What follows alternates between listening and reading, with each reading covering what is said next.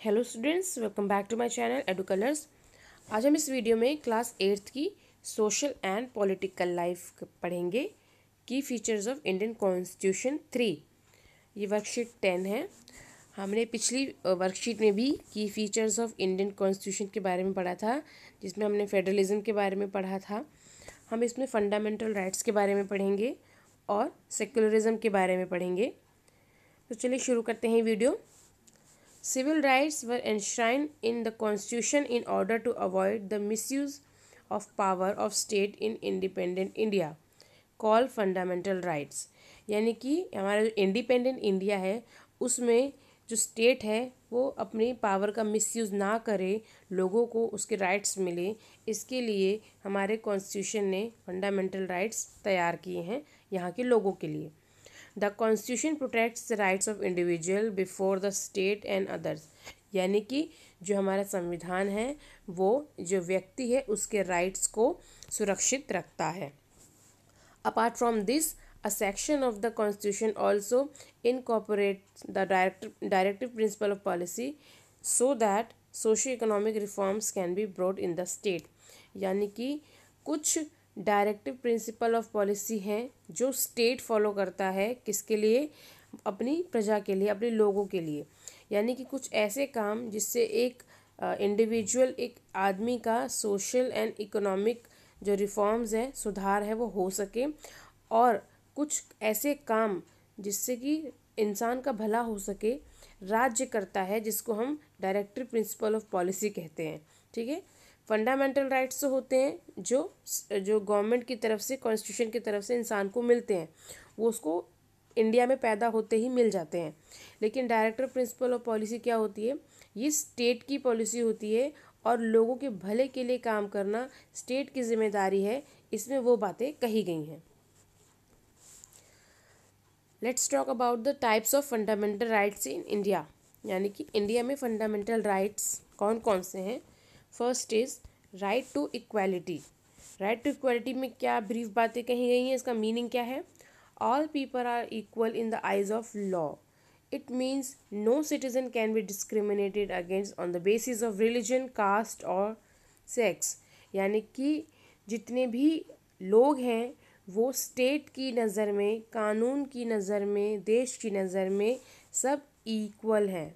ठीक है, सब इक्वल हैं, बराबर हैं। हम किसी के भी साथ भी धर्म, जाति या लिंग के आधार पर कि वो लड़का लड़की है या अमीर गरीब है या इसकी जाति बड़ी है छोटी है, इसके आधार पर उससे डिस्क्रिमिनेट यानी कि भेदभाव नहीं कर सकते। अगला है right to freedom. This includes the right to freedom of speech and expression. यानी कि हम अपनी बात को बोल सकते हैं, बता सकते हैं, भाषण दे सकते हैं, इसका हमें राइट टू फ्रीडम है। The right to form associations, the right to move freely and reside in any part of the country, and the right to practice any profession, occupation or business। यानी कि हम India में कहीं भी आ जा सकते हैं, किसी भी भाग में रह सकते हैं, घर बसा सकते हैं, हम कहीं भी कुछ अपना प्रोफेशन चालू कर सकते हैं, अपना काम धंधा शुरू कर सकते हैं, लेकिन इसके ऊपर एक आपको रोकथाम मिलती है। यानी कि आप कोई भी प्रोफेशन कर सकते हैं। गवर्नमेंट ऑफ इंडिया यानी हमें जो कॉन्स्टिट्यूशन हमें राइट देता है कि हम कोई भी प्रोफेशन कर सकते हैं, लेकिन हम कोई भी इलीगल प्रोफेशन नहीं कर सकते। हम कहीं भी बस सकते हैं, लेकिन हम किसी और के घर में जाके नहीं बस सकते। ठीक है। तो इस तरीके से कुछ ऐसे अपवाद हैं जिसकी वजह से हम कोई भी, हमारा जो राइट टू फ्रीडम है उसमें एक लगाम लग जाती है, जिसकी वजह से हम उसका मिसयूज़ नहीं कर सकते। Right against exploitation. It includes crime of human trafficking and the crime of employing children under 14 years of age। यानी कि हम ह्यूमन ट्रैफिकिंग यानी कि मानव की जो खरीद फरोख्त होती है, हम मानव की तस्करी नहीं कर सकते और ना ही 14 साल से कम उम्र के बच्चों को काम पर लगा सकते हैं। Right to freedom of religion. यानी कि हम अपने जो हमारा धर्म है उसको चलाने की हमें स्वतंत्रता है, मानने की स्वतंत्रता है। Every person has the right to practise, profess and propagate the religion of their choice. यानी कि किसी भी व्यक्ति को अपना जो रिलीजन है उसको आगे बढ़ाने चलाने का पूरा पूरा अधिकार है। Cultural and educational right. It is said in the constitution that all minorities, religious and linguistic, can set up their educational institution in order to preserve and develop their own culture। यानी कि हमें हमारा constitution बताता है कि जो minorities हैं, यानी कि जो संख्या में कम है देश में, जैसे कि मुस्लिम हो गए, सिख हो गए, ईसाई हो गए, क्रिश्चियन हो गए, अगर उनका धर्म और उनकी भाषा अगर उनको लग रहा है कि वो लुप्त होने वाले हैं या ख़त्म होने वाले हैं, तो वो उसके कल्चर को प्रमोट कर सकते हैं। किसी तरह का एजुकेशनल इंस्टीट्यूट स्थापित कर सकते हैं जहाँ पर वो अपने इस कल्चर को प्रमोट कर सके, बढ़ा सके, डेवलप कर सके, और इसमें स्टेट भी उनकी हेल्प करता है। Next is right to constitutional remedies, most important. According to this, citizens have the right to go to court in case of violation of fundamental rights। यानी कि अगर आपको लगता है कि आपके ऊपर के 5 अधिकारों में से कोई भी अधिकार, राइट्स आपको नहीं मिल रहे हैं, तो उसके लिए आप डायरेक्ट सुप्रीम कोर्ट जा सकते हैं और अपने अधिकारों की मांग कर सकते हैं। Now what is secularism? Secularism means that the state should not promote any religion as a state religion. That is, all religions are equal for the state. India is a secular state. Secularism का मतलब होता है कि state जो है उसका कोई religion नहीं होता। इंडिविजुअल एक आदमी का रिलीजन होता है, लेकिन स्टेट का रिलीजन नहीं होता, क्योंकि जिस स्टेट में हम रह रहे हैं वहाँ पे कई सारे रिलीजन हैं।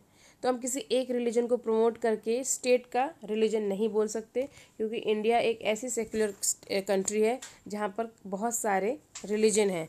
सो हम किसी एक स्टेट को प्रमोट नहीं कर सकते। अब यहाँ पर एक एक्टिविटी दी हुई है, हमको बताना है कि ये जो लाइन्स लिखी हुई हैं ये कौन से राइट्स हैं। Reading, playing, eating and eating by me with my friends, ये हो जाएगा हमारा right to equality. Okay, right to equality. I can live in any state of the country, right to freedom. आप ऊपर से देख सकते हैं स्पेलिंग, ठीक है, राइट टू फ्रीडम। उसके बाद थर्ड है I am less than 14 years, no one can get me a wage. यानी कि मैं 14 साल से कम हूँ तो मुझे कोई काम पर नहीं लगा सकता। तो ये हो गया कौन सा right?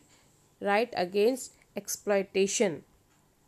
Next, I am free to follow my religion and propagate.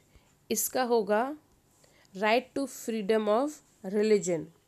अगला, I have the right to protect and propagate my culture. यानी कि मुझे राइट है अपना कल्चर को बढ़ावा देने का। तो ये होगा आपका कल्चरल एंड एजुकेशनल राइट्स। ठीक है, ये एक्टिविटी कंप्लीट हो गई है। अब हम आते हैं क्वेश्चन आंसर की तरफ। So what is fundamental rights? आप ऊपर की तरफ आएंगे तो यहाँ पर आपको दिख जाएगा आंसर। यहाँ से civil rights were enshrined in the constitution in order to avoid the misuse of power of state in independent India called fundamental rights। ठीक है, तो ये इसका आंसर हो गया। Next question is which fundamental rights are granted to the Indian constitution? हमें कौन कौन से राइट्स जो हैं इंडियन कॉन्स्टिट्यूशन ग्रांट करता है? तो आप पहला लिखेंगे right to equality, right to freedom, right against exploitation, right to freedom of religion। after that आप लिखेंगे cultural and educational rights and right to constitutional remedies। अगला क्वेश्चन है why is our country called secular? तो आप यहाँ secular का जो meaning है वो पूरा बता देंगे कि हमारी कंट्री सेक्युलर क्यों कहलाती है, क्योंकि यहाँ पर कोई एक रिलीजन नहीं है जिसको हम स्टेट रिलीजन कह सकें। अगला क्वेश्चन है Why are the fundamental rights of citizen necessary? तो आप ये इंग्लिश वाला आंसर है जो वो करेंगे। Why are the fundamental rights of citizen necessary? इसका आंसर है fundamental rights protect the liberties and freedom of the citizen against any invasion by the state, prevent and establish of the authoritarian and dictatorial rule in the country, They are very essential for the all round development of the individual.